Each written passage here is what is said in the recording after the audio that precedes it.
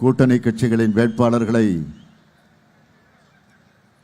ஆதரித்து நடைபெறக்கூடிய மாநாடு போல் குழுமியிருக்கக்கூடிய இந்த கூட்டத்திற்கு தலைமையேற்றுள்ள புதுக்கோட்டை வடக்கு மாவட்ட கழகத்தினுடைய செயலாளர் செல்லபாண்டியன் அவர்களே, அனைவரையும் வரவேற்று மகிழ்ந்திருக்கக்கூடிய தெற்கு மாவட்ட கழகத்தினுடைய செயலாளர் மாண்புமிகு அமைச்சர் ரகுபதி அவர்களே,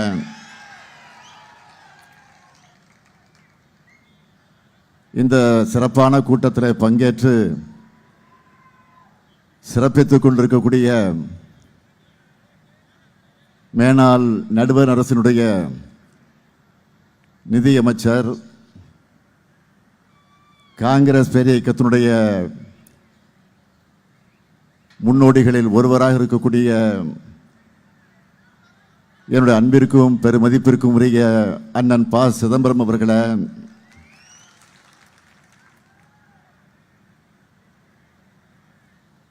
அதேபோல் முன்னாள் மத்திய மாநில அமைச்சராக பொறுப்பேற்று பல்வேறு பணிகளை ஆற்றியிருக்கக்கூடிய நாடாளுமன்ற உறுப்பினர் அன்புக்குரிய அருமை சகோதரர் திருநாவுக்கரசர் அவர்களே, மாண்புமிகு அமைச்சர் மெய்யநாதன் அவர்களே,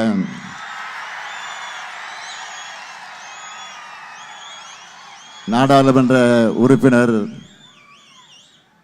செல்வி ஜோதிமணி அவர்களே, நாடாளுமன்ற உறுப்பினர் நவாஸ்கனி அவர்களே, அருமை சகோதரர் உதயம் சண்முகம் அவர்களே, சட்டமன்ற முன்னாள் உறுப்பினர்கள்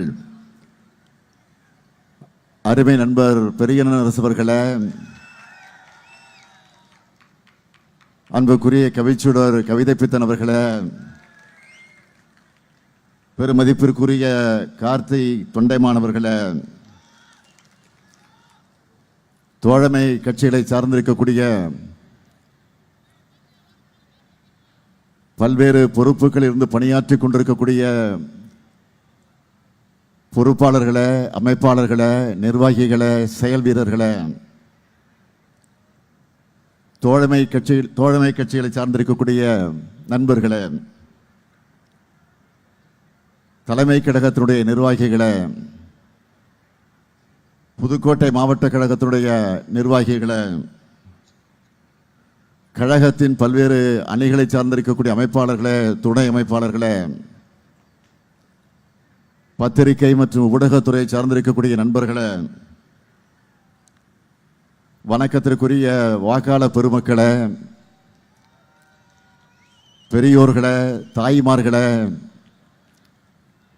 என் உயிரோடு கலந்திருக்கக்கூடிய தலைவர் கலைஞர் அவர்களின் உயிரினும் உயிரான அன்பு உடன்பிறப்புகளே, உங்கள் அனைவருக்கும் என்னுடைய அன்பான வணக்கம். புதுக்கோட்டை திராவிட முன்னேற்ற கழகத்தினுடைய கோட்டை.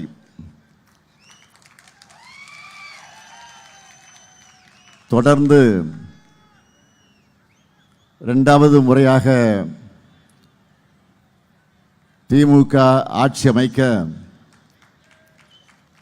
புது வரலாற்றை படைக்க புதுக்கோட்டைக்கு வந்திருக்கிறேன்.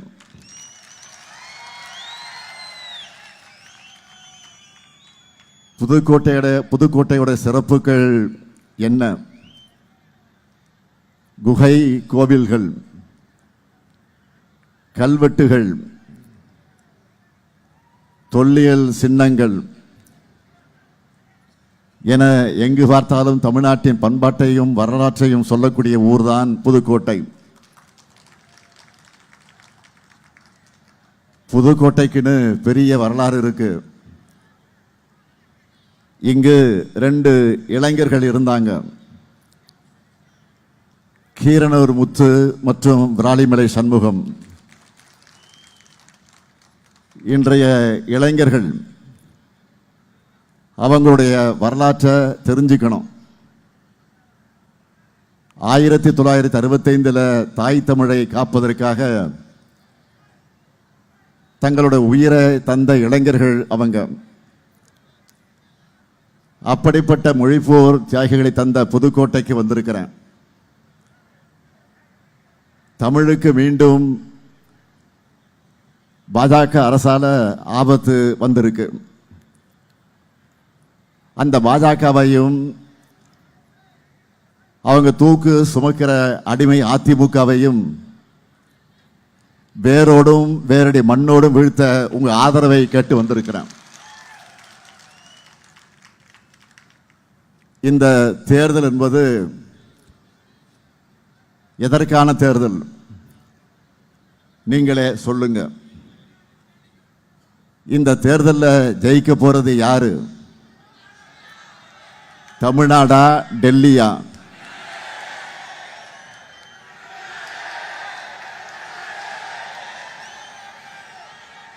தமிழ்நாட்டுக்கு எது தேவை? மக்களாட்சியா, சர்வாதிகாரமா? மக்களாட்சியா, சர்வாதிகாரமா? இதுதான் மக்களுடைய தீர்ப்பு, பதில். இதை நீங்க ஏப்ரல் 23 அன்றைக்கு ஒவ்வொரு வாக்குச்சாவடியிலும் காட்டணும், நிரூபிக்கணும். அதுக்கு வேட்பாளர்களை அறிமுகப்படுத்தலாமா? வேட்பாளர்களை உங்க அனுமதியோடு அறிமுகப்படுத்தலாமா? முதல்ல திருமயம் சட்டமன்ற தொகுதி.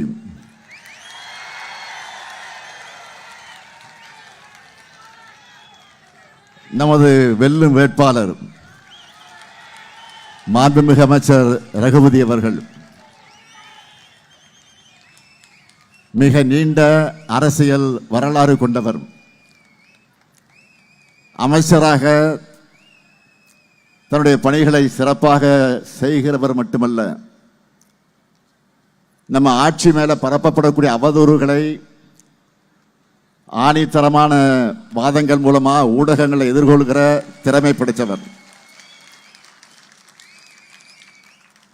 அரிமளம் ஒன்றியத்தில் புதிய சமத்துவபுரம், இலங்கைக்கு இருக்கக்கூடிய தமிழர்களுக்கு புதிய குடியிருப்புகள், அவைகளை ஏராளமான இது போன்ற ஏராளமான திட்டங்களை தொகுதிக்கு கொண்டு வந்திருக்கக்கூடியவர். இவருக்கு நீங்கள் எல்லாம் உதயசூரியன் சின்னத்தில் வாக்கினை வழங்கிட வேண்டும். அடுத்து ஆலங்குடி சட்டமன்ற தொகுதி.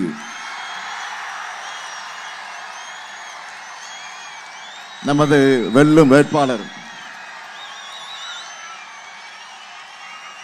அமைச்சர் மையநாதன் அவர்கள். நம்மோட மதிப்பை பெற்ற மாண்புமிகு அமைச்சர், கீழாத்தூர் அரசு கலைக்கல்லூரி, திருவரங்குளம் விளையாட்டு மைதானம், ஆலங்குடி அறிவுசார் மையம் போன்ற திட்டங்களை உருவாக்கி தந்து மூன்றாவது முறையாக போட்டியிடுகிறார். இவருக்கு நீங்க எல்லாரும் உதயசூரியன் சின்னத்தில் வாக்கினை வழங்கிட வேண்டும். அடுத்து விராலிமலை சட்டமன்ற தொகுதி.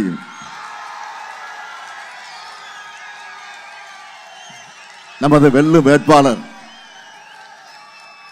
கே செல்லபாண்டியன் அவர்கள், வழக்கறிஞர், புதுக்கோட்டை வடக்கு மாவட்ட கழகத்தினுடைய செயலாளர். விராலிமலை தொகுதிக்கு நீங்க நீண்ட நாளா எதிர்பார்த்துட்டு இருக்கக்கூடிய அரசு கலை அறிவியல் கல்லூரி உள்ளிட்ட ஏராளமான திட்டங்களை செஞ்சு தரக்கூடிய போகிறவர். இவருக்கு நீங்க எல்லாரும் உதயசூரியன் சின்னத்தில் வாக்களிக்கணும். அடுத்து புதுக்கோட்டை சட்டமன்ற தொகுதி நமது வெல்லும் வேட்பாளர் டாக்டர் முத்துராஜா அவர்கள் அரசு பணியை விட்டுவிட்டு மக்கள் பணிக்கு வந்த உழைப்பாளர். கடந்த முறை வென்று மூடப்பட்ட முத்துலட்சுமி மருத்துவமனையை பயன்பாட்டுக்கு கொண்டு வந்தவர். புற்றுநோய் சிகிச்சை மையம் கொண்டு வந்திருக்கிறார். இவருக்கு புதுக்கோட்டை மக்கள் எல்லாரும் உதயசூரியன் சின்னத்தில் வாக்களிக்கணும். அடுத்து கந்தர்வக்கோட்டை சட்டமன்ற தொகுதி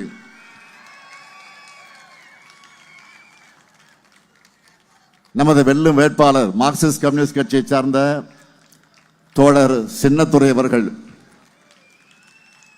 12 ஆண்டுகளா மார்க்சிஸ்ட் கம்யூனிஸ்ட் கட்சியுடைய மாவட்ட செயலாளராக இருந்து மக்களுக்காக உழைக்கக்கூடிய உன்னதமான தோழர். விவசாய தொழிலாளர்களுடைய நலனை காக்க பாடுபடும் தோழர் சின்னதுரை அவருடைய குரல் மீண்டும் சட்டமன்றத்தில் ஒலிக்க அறிவால் சுத்திய நட்சத்திர சின்னத்தில் நீங்கள் எல்லாரும் வாக்களிக்கணும். அடுத்து அறந்தாங்கி சட்டமன்ற தொகுதி நமது வெல்லும் வேட்பாளர் காங்கிரஸ் பேரியக்கத்தை சார்ந்த அருமை தம்பி டி ராமச்சந்திரன் அவர்கள். நம்முடைய முன்னாள் அமைச்சர், என்னுடைய பெருமதிப்பிற்குரிய அருமை சகோதரர் சு திருநாவுக்கரசருடைய அருமை மகன். காங்கிரஸ் கட்சியிலே பல்வேறு பொறுப்புகள் இருந்தவர்.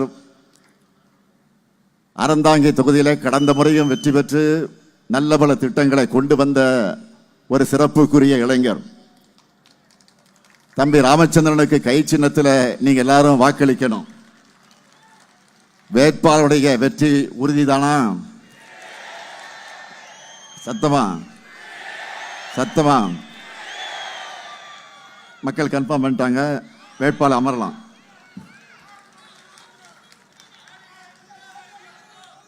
நம்ம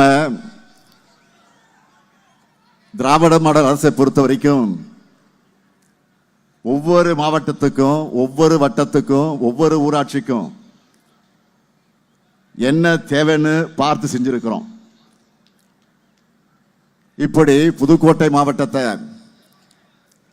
புத்தம்புது கோட்டையா உருவாக்கக்கூடிய நோக்கத்தோட செய்யப்பட்டிருக்கக்கூடிய திட்டங்கள் சிலவற்றை மட்டும் ஹைலைட்ஸா சொல்லணும்னா, திருமயத்தில் அரசு மருத்துவமனை, நெல் கொள்முதல் நிலையம், ஆலங்குடியில நெல் கொள்முதல் நிலையம், புதுக்கோட்டை மருத்துவக் கல்லூரி பக்கத்தில் பல் மருத்துவக் கல்லூரி, புதுக்கோட்டை ராஜகோபால தொண்டமான் அவர்களுக்கு மணிமண்டபம், புதுக்கோட்டை அண்ணா சிலையிலிருந்து அறந்தாங்கி செல்லும் சாலையில் கீரனூர் வர 40 கோடி மதிப்பீட்டில் சாலைகள், 344 அரசு பள்ளிகளில் ஆய்வகங்கள், தேவஸ்தானம் கட்டுப்பாட்டில் இருக்கக்கூடிய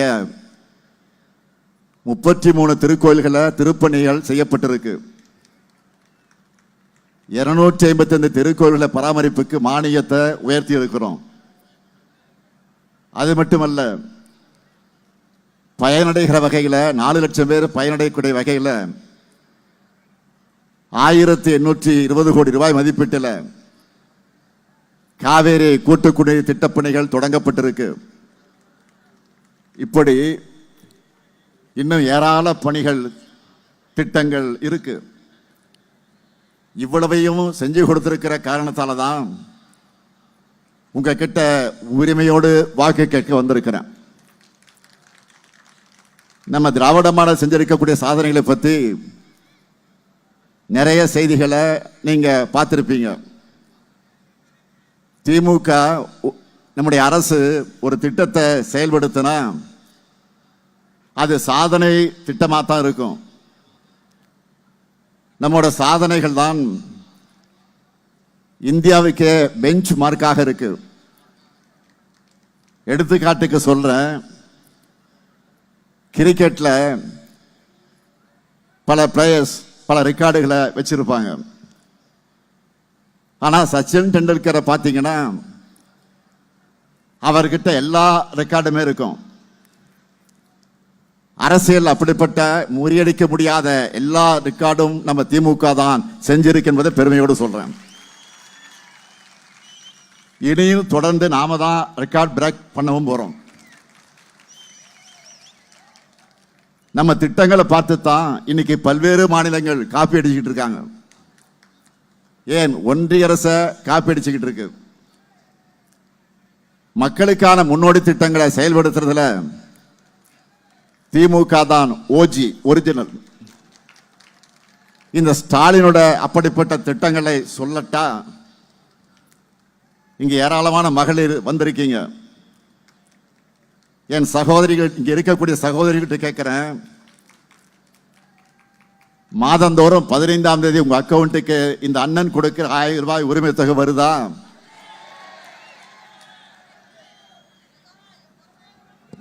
திராவிட மாடல் 2ல எவ்வளவு உரிமை தொகை உயர்த்த போறோம்? டபுள் ஆக்க போறோம். 2000 உயர்த்த போறோம். இல்லத்தரசிகளாக இருக்கக்கூடிய பெண்கள் தங்களுடைய அன்றாட செலவுகளுக்கு கூட மற்றவர்களை சார்ந்திருக்க வேண்டிய நிலை இருந்துச்சு. அதை உரிமை தொகையால உடைச்சிருக்கோம். எங்க அண்ணன் ஸ்டாலின் தர சீர் மகளிர் எல்லாரும் இன்றைக்கு உரிமையோடு பேசுறாங்க. அடுத்து விடியல் பயணம். பெண்களோட பொருளாதார சுதந்திரத்திற்கு அடிப்படையாக அமைஞ்சிருக்கக்கூடிய ஒரு புதிய புரட்சி திட்டம். அது சம்பாதிக்கிற பணத்துல குறிப்பிட்ட அமௌண்ட் போக்குவரத்துக்கே செலவாகிடுது. வீட்டுக்குள்ளேயே பலர் முடங்கி இருக்கக்கூடிய நிலையை உடைச்சிருக்கிறோம். அடுத்து காலை உணவு திட்டம். சென்னையில் KK நகர் பகுதியில் ஒரு பள்ளிக்கு ஆய்வுக்கு போயிருந்தேன். ஒரு குழந்தைகிட்ட அன்பா பேசிக்கிட்டு இருக்கும்போது, சாப்பிட்டியாமா அப்படின்னு கேட்டேன். அந்த குழந்தை சொல்லிச்சு, இல்ல சாப்பிடலன்னு சொல்லிச்சு. விசாரிச்சப்போ அந்த குழந்தையோட அப்பா அம்மா 2 பேரும் வேலைக்கு போறது. அந்த காரணத்தால சில குழந்தைகள் காலையில் சாப்பிடாம வராங்கன்னு தெரிஞ்சது. குழந்தைகளை பசியோடு தவிக்க விடலாமா? அவங்க பசிய போக்க வேண்டும் என்றுதான் காலை உணவு திட்டத்தை தொடங்கின. அந்த திட்டத்தை செயல்படுத்துற காரணத்தினால மாணவர்கள் பள்ளிக்கு வருகை தரதும் அதிகமாயிருக்கு, அவங்களுடைய கற்றல் திறனும் அதிகமாயிருக்கு. இப்படிப்பட்ட காலை உணவு திட்டத்தை இனி 8ஆம் வகுப்பு வரைக்கும் விரிவாக்க செய்ய போறோம். இது வரைக்கும் 5வது வரைக்கும் இருந்துச்சு, இப்ப 8வது வரைக்கும் விரிவாக்க செய்ய போறோம் 2.2 ஆட்சியில். அதே போல நம்முடைய வீட்டு பிள்ளைகள் எல்லாரும் டிகிரி படித்தவங்களாக, பட்டப்படிப்பு படித்தவங்களாக உயரணும் என்பதுதான் நம்முடைய கனவு. ஆனால் காலேஜுக்கு வர்ற மாணவிகளை சிலர் பாதியிலேயே டிராப் அவுட் ஆயிடுறாங்கன்னு தகவல் வந்துச்சு. இதை உடனே சரி செய்ய வேண்டும் என்று அதற்காக கொண்டு வந்த திட்டம் தான் புதுமை பெண் திட்டம். இந்த திட்டத்து மூலமா 6,95,000 மாணவிகள் மாதந்தோறும் 1000 ரூபாய் கொடுத்து இன்றைக்கு படிக்க வைத்துக் கொண்டிருக்கக்கூடியவன் தான் உங்கள் முன்னால் நிற்கக்கூடிய இந்த ஸ்டாலின். இந்த மாணவிகளுடைய படிப்பை கண்டினியூ பண்றதுக்கு பெரிய துணையா இருந்துச்சு. இதை பார்த்ததும் மாணவர்களும் இப்படி ஒரு திட்டம் எங்களுக்கு கிடையாதான்னு கேட்டாங்க, உரிமையா கேட்டாங்க. அப்படி மாணவர்களுக்கு உருவாக்கப்பட்ட திட்டம் தான் தமிழ் புதல்வன். திராவிட மாடல் 2ல இதையும் 1500 ரூபாயாக உயர்த்தி வழங்க போறோம். அடுத்து நான் முதல்வன் திட்டம். நம்ம மாணவர்கள் படிச்சு முடிச்ச பிறகும் வேலை இல்லாமல் இருப்பதற்குரிய சூழ்நிலையை அடைகிறாங்க. காரணத்தை ஆராய சொன்னேன்.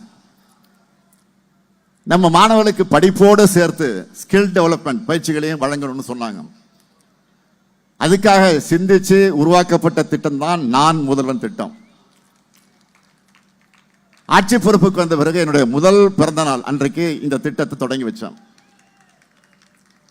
அது மூலமா நம்ம வீட்டு பிள்ளைகள் நல்ல வேலைகளில் உட்காரணும்னு உருவாக்கின திட்டம் தான் நான் முதல்வன் திட்டம். அதோட ரிசல்ட் என்ன? இது வரைக்கும் இல்லாத அளவுக்கு நம்ம வீட்டு பிள்ளைங்க ஐஏஎஸ் ஐபிஎஸ் ஆகிட்டு இருக்காங்க. அடுத்து தோழி விடுதி. இங்க இருக்கக்கூடிய பலரும்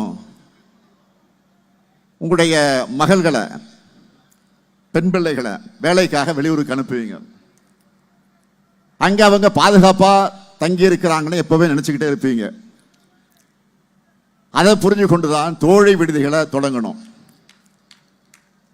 அந்த விடுதிகளில் ஏராளமான பெண்கள் பாதுகாப்பாக தங்கியிருந்து பணிகளை செய்கிறாங்க. இன்றைக்கு ஒன்றிய அரசு இந்த திட்டத்தை காப்பீடிக்குது. அடுத்து தாயுமானவர் திட்டம். ஒரு முறை கள ஆய்வில் ஈடுபட்டு இருந்தப்போ ஒரு வயதான பெண்மணி ஒருவர் முதுமையால ரேஷன் கடைகளுக்கு போய் பொருட்களை வாங்க முடியவில்லை என்று கவலைப்பட்டாங்க. இதை பற்றி நான் ஆய்வு செஞ்சேன். 70 வயதுக்கு மேற்பட்டிருக்கக்கூடிய பலரும் கடைகளுக்கு போய் ரேஷன் பொருட்களை வாங்குறதுல இருக்கக்கூடிய சிரமங்கள் அனுபவிக்கிறாங்கன்னு எனக்கு தெரிய வந்துச்சு. அவங்க தான் வாங்கறதுலேருந்து நான் சும்மா இருந்துடல. வயதான அவங்களுக்கு நாம தான் துணையா இருக்க வேண்டும் என்று நினைச்சேன். அப்படி தொடங்கிறது தான் தாயுமானவர் திட்டம்.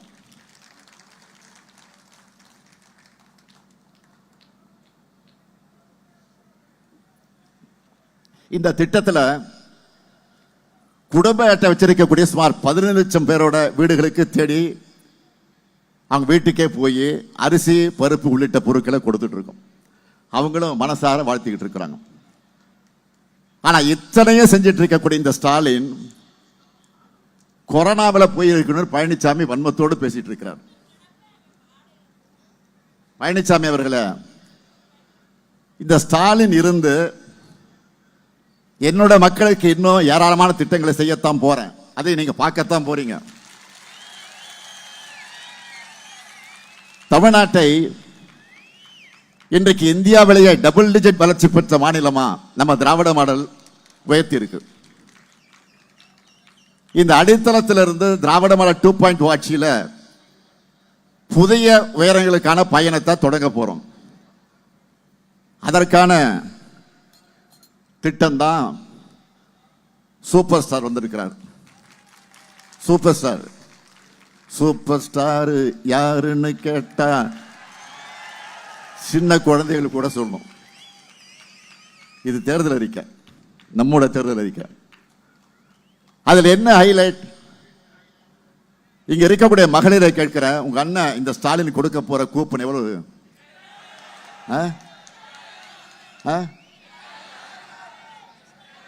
சத்தமா சொல்லுங்க. மகளிர்லாம் இப்பவே வீட்டுக்கு என்ன பொருள் வாங்கலான்னு டிஸ்கஸ் பண்ண ஆரம்பிச்சுட்டாங்க. இந்த திட்டத்தில் எவ்வளவு தொகையோட கூப்பன் கொடுக்க போறோம்? 8000. இந்த கூப்பனை வச்சு உங்களுக்கு தேவைப்படுகிற வீட்டு உபயோகப் பொருளை புதுசா வாங்கிக்கலாம். இல்லைன்னா பழைய பொருளை எக்ஸ்சேஞ்ச் பண்ணி புது பொருளை வாங்கிக்கலாம். உங்களுக்கு பிடிச்ச கடையில் உங்களுக்கு பிடிச்ச பிராண்டை வாங்கிக்கலாம். வீட்டுக்காரெல்லாம் கேட்காதீங்க. ஏதாவது கேட்டு முறைச்சாங்கன்னா அண்ணன் கிட்ட சொல்றேன்னு சொல்லுங்க. நீங்க உங்க இஷ்டம், உங்க சாய்ஸ். அடுத்து 20 லட்சத்துக்கு அதிகமான உழவர்கள் பயன்பெறக்கூடிய வகையில நவீன மின்சார பம்பு செட்டுகளை வழங்க போறோம். உயர்கல்வி முடிச்சிருக்கக்கூடிய 5 லட்சம் இளைஞர்கள் வேலைவாய்ப்பு பெறக்கூடிய வகையில நான் முதல் திட்டத்தில் 1500 ரூபாய் உதவித்தொகையோட 6 மாசம் பயிற்சி வழங்க போறோம். நெல் கொள்முதல் விலை குவிண்டால் ஒன்றுக்கு 3500 ரூபாயாக உயர்த்தி வழங்கப்படும். கரும்பு கொள்முதல் விலை டன் ஒன்றுக்கு 4500 ரூபாயாக உயர்த்தி வழங்கப்படும். பால் கொள்முதல் விலை லிட்டர் ஒன்றுக்கு 5 ரூபாய் உயர்த்தி வழங்கப்படும். முதியோர் உதவித்தொகை 1200 ரூபாயிலிருந்து 2000 ரூபாயாக உயர்த்தப்படும். மாற்றுத் திறனாளிகளுக்கான உதவித்தொகை 1500 ரூபாயிலிருந்து 2500 ரூபாயாக உயர்த்தப்படும். கலைஞர் கனவு இல்லம் உள்ளிட்ட திட்டங்கள் மூலமா வீடற்ற ஏழைகளுக்கு அடுத்த 5 வருஷத்தில் 10 லட்சம் வீடுகள் கட்டித்தரப்படும். டெல்டா மாவட்டங்களுக்கான சிறப்பு வளர்ச்சி திட்டம், புதுக்கோட்டையில் இயந்திர தயாரிப்பு குழுமம் உருவாக்கப்படும். இந்த ஸ்டாலின் சொன்னதை செய்வான். நான் கலைஞருடைய மகன், சொன்னதை மறக்க மாட்டேன், மறுக்க மாட்டேன். ஆனா பாஜகவுடைய கிளைக்கழக செயலாளராக இருக்கிற பழனிசாமி அவர்களால் இப்படி ஏதாவது சாதனைகளை சொல்லிவிட்டு வாக்கு கேட்க முடியுமா? எங்கேயாவது சாதனைகளை சொல்லி பார்த்திருக்கீங்களா? எங்கேயாவது கொள்கைகளை பற்றி பேசி பார்த்திருக்கீங்களா? எங்கேயாவது மாநில உரிமைகளுக்கு பழனிசாமி குரல் கொடுத்ததை பார்த்திருக்கிறீங்களா? நிச்சயம் பார்த்திருக்க மாட்டீங்க. ஏன்னா பாதம் தாங்கி பழனிசாமி கிட்ட கொள்கைகளும் இல்லை, சாதனைகளும் இல்லை. அதனால்தான் சாக்கடைக்கு சமமான சொற்களையும் அவதூறுகளை பேசி அவர் ஒரு தரமற்றவர் நிரூபிச்சிட்டு இருக்கிறார். என்டிஏ என்னும் பெயரிடற தமிழ்நாட்டுக்குள்ள பின்வாசல் வழியாக கொண்டு வரதுக்கு தேர்ந்தெடுக்கப்பட்டிருக்கக்கூடிய முதன்மை அடிமைதான் பழனிசாமி. அவர் பழனிசாமி இல்ல, ஆமாம் சாமி, அடிமை சாமி. அதிமுக எந்த கூட்டணியில அடிமை சாசனம் எழுதி கொடுத்து சேர்ந்திருக்கு? அன்னை தமிழுக்கும் தமிழத்துக்கும் தமிழ்நாட்டுக்கும் துரோகம் செய்கிற என்டிஏ கூட்டணியில சேர்ந்திருக்கு. அந்த கூட்டணி டெல்லியில வச்சு முடிவு செய்யப்பட்ட கூட்டணி எல்லாருக்கும் தெரியும். ஊழல்வாதிகளும் தேர்ந்த துரோகிகளும் காவி கும்பலை தோல்ல சுமந்துக்கிட்டு வராங்க. நேற்றுக்கு கூட பாஜகவில் இருக்கிற ஒன்றிய இணையமைச்சர் ராம்தாஸ் அத்வாலே அவர்கள் என்ன சொல்லி இருக்கிறாரு? தமிழ்நாட்டில் என்டிஏ கூட்டணி ஆட்சியை அமைப்போன்னு பேசி இருக்கிறார். அடிமை சாமியான பழனிசாமி இதுக்கு ஏதாவது பதில் சொன்னாரா? என்ன சொல்வார்? ஒன்றும் சொல்ல. தமிழ்நாட்டுக்கு வரக்கூடிய பாஜக அமைச்சர்கள்லாம் என்னவெல்லாம் பேசிட்டு போறாங்கன்னு பத்திரிகையில் வருது, டிவியில் வருது, செய்திகள்லாம் பார்க்குறீங்க. அதில் அமைச்சராக இருக்கக்கூடிய பியூஷ் கோயல், அமைச்சராக இருக்கக்கூடிய தர்மேந்திர பிரதான், இங்க வர்றவங்கெல்லாம் இந்தி திணிப்புக்கு ஆதரவா மும்மொழி கொள்கையை செயல்படுத்துவோம்னு பேசிக்கிட்டு இருக்கிறாங்க. இதை எதிர்த்து அடிமை சாமி ஏதாவது குரல் கொடுத்திருக்கிறாரா? ஒன்றிய கல்வி அமைச்சராக இருக்கிற தர்மேந்திர பிரதான் அவர்களோட வேலை என்ன? கல்வியை வளர்க்கிறது இல்ல, கல்வியை காவியமயமாக்கிறார். இந்திய திணிக்க மும்மொழி கொள்கைக்கு ஆதரவா பேசுறாரு, பேசிட்டு போறாரு. இந்தி திணிப்பை ஏற்றுக்கொள்ளவில்லை என்று நம்ம குழந்தைகளோட படிப்பு அதற்கு கொடுக்க வேண்டிய 2000 கோடி ரூபாய் கல்வி நிதியை கொடுக்காம தடுக்கிறது, இதெல்லாம் தான் அவருடைய வேலை. மும்மொழி திட்டத்தை செயல்படுத்துங்க, 2000 கோடியே தரம்னு அமைச்சர் பிரதான் சொன்னார். 2000 கோடி அல்ல, 10,000 கோடியை கொடுத்தாலும் இந்திய திணிக்க அனுமதிக்க மாட்டேன். எங்க குழந்தைகளுடைய படிப்பு செலவையும் ஆசிரியர்களுக்கான சம்பளத்தையும் நானே கொடுக்கிறேன் என்று உறுதியா சொன்னவன் தான் இங்க உங்கள் முன்னால் இருக்கிற ஸ்டாலின். இதுவே அடிமை சாமியா இருந்திருந்தா எதிர்ப்பு குரல் கொடுத்திருப்பாரா? இதெல்லாம் RSS அமைப்போட நீண்டகால செயல் திட்டங்களுடைய ஒரு பார்ட், ஒரு பகுதி. எதுக்காக இதையெல்லாம் செய்யறாங்க என்றால், நம்ம குழந்தைகள் கல்வி நிலையங்களை விட்டு வெளியேறணும், அறிவியல் பூர்வமா சிந்திக்கிறதை நிறுத்தணும், வாட்ஸ்அப்பில் வரக்கூடிய வதந்திகளையும் பிற்போக்குத்தனங்களையும் நம்பணும். அப்பதான் அந்த கால மாதிரியே நாம முன்னேறி வருவதை வராம முடங்கி கிடப்போம். ஒரு சிலர் மட்டும் வாய்ப்புகளை தட்டி பறிச்சு முன்னேறுவாங்க. இதுதான் அவங்களுடைய திட்டம், அவங்களுடைய எண்ணம். இதுக்கான செயல் திட்டங்களுக்கெல்லாம் ஆமாம் சாமி போடுகிற முரட்டு அடிமையா வாய்ச்சிருக்கக்கூடியவர் தான் இந்த அடிமை சாமி. அடுத்தடுத்த துரோகங்களுக்கு அவங்க வச்சிருக்கக்கூடிய பேர் தான் என்டிஏ கூட்டணி. பழனிசாமிக்கு உண்மையிலேயே தமிழ்நாட்டு மேல் அக்கறை இருந்தா தர்மேந்திர பிரதான் தொடங்கி அமித்ஷா மோடி வரைக்கும் மேடையில் உட்கார வச்சு இது தமிழ்நாடு, இங்க பேரறிஞர் அண்ணா வகுத்து கொடுத்தா இருமொழி கொள்கை மட்டும்தான் இருக்கும் அப்படின்னு ஆணித்தரமா பேச முடியுமா அவரால்? ஒரு அடிமையால ஓனரை எதிர்த்து பேச முடியாது. பிரதமர் மோடி அவர்களை பார்த்து தமிழ்நாட்டுக்கு வரும்போதெல்லாம் வணக்கம், நன்றி, அதை மட்டும் சொல்லி தமிழ் பேச முடியும்னு வருத்தப்படுறதா சொல்றீங்களே. பிறகு ஏன் தமிழை விட சமஸ்கிருதத்துக்கு 17 மடங்கு அதிகமாக நிதி வழங்குகிறீங்கன்னு கேள்வி கேட்பாரா இந்த அடிமை பழனிசாமி? அமித்ஷா அவர்களை பார்த்து சமஸ்கிருதம் தான் அனைத்துக்கும் மூலமொழின்னு நீங்க சொல்றது தவறுன்னு பழனிசாமியில வாதிட முடியுமா? அதுக்கான முதுகெலும்பு பழனிசாமிக்கு இருக்கா? அவரை சும்மா ஒண்ணு ஆமாம் சாமி அடிமை சாமி சொல்லல. எதுக்கெல்லாம் ஆமாம் சாமி போடுறாரு? குடியுரிமை திருத்த சட்டம் அவர் நினைச்சிருந்தா அவங்க எம்பிக்கள் ஆதரிக்காம தடுத்திருக்க முடியும். ஆனால் ஆமாம் சாமி போட்டு இஸ்லாமியர்களுக்கு துரோகம் செஞ்சார். அதே போல வக்ஃப் திருத்தம், வக்ஃப் போர்டு திருத்தம், அந்த திருத்த சட்டத்தை ஆதரிச்சு சிறுபான்மையினருக்கு துரோகம் செஞ்சார் அடிமைசாமி. அடுத்து கிறிஸ்தவர்களுக்கு எதிராக FCRA சட்டம் கொண்டு வர போறாங்க. கூட்டணியில் இருக்கிற பழனிசாமி தேர்தலுக்காவது அதை எதிர்த்து பேசி இருக்கிறாரா? அடுத்து நீட் தேர்வை பற்றி பேசுறார். நீட் தீர்மானத்தை ஒன்றிய அரசு தான் நிறுத்தி வச்சிருக்குன்னு எல்லாருக்கும் நினைச்சுக்கிட்டு இருந்தோம். ஆனா அதை ஒன்றிய அரசு திருப்பி அனுப்புனதையே கிட்டத்தட்ட 2 வருஷமா மறைச்சு வச்சவர் தான் பழனிசாமி. அந்த மாதிரி துரோகம்லாம் யாரும் பண்ணல. உடனே அங்க என்ன பண்ணணும்னு கேட்பார். நான் ஏற்கனவே பல முறை சொல்லி இருக்கிறேன், நீட் தேர்வு ஒழிக்கப்பட வேண்டும் என்பது எங்களுடைய நிலைப்பாடு. ஒன்றியத்தில் இந்தியா கூட்டணி ஆட்சி அமைஞ்சிருந்தா நீட் தேர்வு தமிழ்நாட்டில் இருந்திருக்காது. அதுக்கான உறுதியை பிரதமர் வேட்பாளராக இருந்த அருமை சகோதரர் ராகுல் காந்தி அவர்களே பேசியிருக்கிறார், பல கூட்டங்களில் பேசியிருக்கிறார்.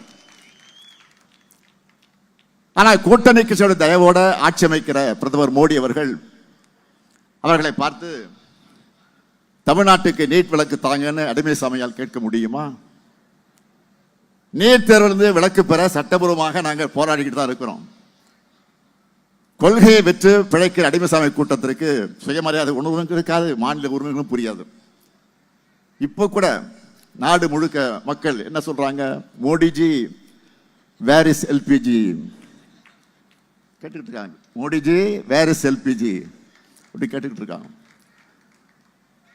பல ஓட்டர்களை இழுத்து மூடிட்டாங்க, பல ஓட்டர்களை மெனுவை குறைச்சிட்டாங்க, பல ஓட்டர்களை விலையை ஏற்றிட்டாங்க. இதனால உணவுக்காக ஓட்டர்கள் நம்பி இருக்கக்கூடிய பெரிதும் பாதிக்கப்பட்டிருக்கிறாங்க. இதையெல்லாம் முழுவீச்சில் சரி செய்ய முயற்சிக்காம சிலிண்டர் விலைய 200 ரூபாய் உயர்த்திருக்கிறாங்க. அதுவும் சரியா வழங்கப்படுறதில்லை. இதையெல்லாம் பார்த்து பழனிசாமி குரல் கொடுத்திருக்கிறாரா? அதனால்தான் அவரை அடிமைசாமின்னு சொல்றோம். பழனிசாமி அவர்களை துரோகத்தில் டாக்டரேட் பட்டம் வாங்குற அளவுக்கு எல்லாருக்கும் இவ்வளவு துரோகம் செஞ்சுட்டு வாய் கூசாம பொய்ய பேசிட்டு இருக்கீங்களே. தமிழ்நாட்டு மக்கள் நல்லா புரிஞ்சுக்கணும், தமிழுக்கும் தமிழினத்துக்கும் தமிழ்நாட்டுக்கும் துரோகம் செய்வது பாஜகவுடைய வழக்கம். அதுக்கு துணை போறதுதான் அதிமுகவுடைய பழக்கம். இவங்களோட அத்தனை துரோகங்களை கடந்துதான் நம்ம திட்டங்களை எல்லாம் செயல்படுத்திக்கிட்டு இருக்கிறோம். உரிமை தொகை தடையில்லாமல் கிடைக்க வேண்டும் என்று சொன்னால் விடியல் பயணம் தொடரணும்னா காலை உணவு திட்டம், புதுமை பெண், தமிழ் புதல்வன், நான் முதல்வன், மக்களை தேடி மருத்துவம் உள்ளிட்ட திட்டங்கள் நிறுத்தப்படாமல் தொடரணும்னா திராவிட மாடல் ஆட்சிதான் மீண்டும் அமையணும். அதுக்கு திருமயம் தொகுதியில ரகுபதி அவர்களுக்கும், ஆலங்குடி தொகுதியில மையநாதன் அவர்களுக்கும், விராலிமலை தொகுதியில செல்லபாண்டி அவர்களுக்கும், புதுக்கோட்டை தொகுதியில முத்துராஜ் அவர்களுக்கும் உதயசூரியன் சின்னத்தில் வாக்களித்து பெருவாரியான வாக்கு வித்தியாசத்தில் வெற்றி பெற வைக்கணும். அதே போல் கந்தர்வர்கோட்டை தொகுதியில சின்னதோர் அவர்களுக்கு அறிவால் சுத்தியல் நட்சத்திர சின்னத்தை வாக்களித்து பெருவாரியான வாக்கு வித்தியாசத்தில் வெற்றி பெற வைக்கணும். அறந்தாங்கி தொகுதியில டி ராமச்சந்திரன் அவர்களுக்கு கை சின்னத்தில் வாக்களித்து பெருவாரியான வாக்கு வித்தியாசத்தில் வெற்றி பெற வைக்கணும். நல்லா புரிஞ்சுக்குங்க, டபுள் இன்ஜின் டப்பா இன்ஜின் சொல்லிட்டு வர என்டிஏ கூட்டணி தமிழ்நாட்டுக்குள்ள வந்துச்சுன்னா தமிழ்நாட்டை மீண்டும் இருண்ட காலத்திற்குள்ள தள்ளிடுவாங்க.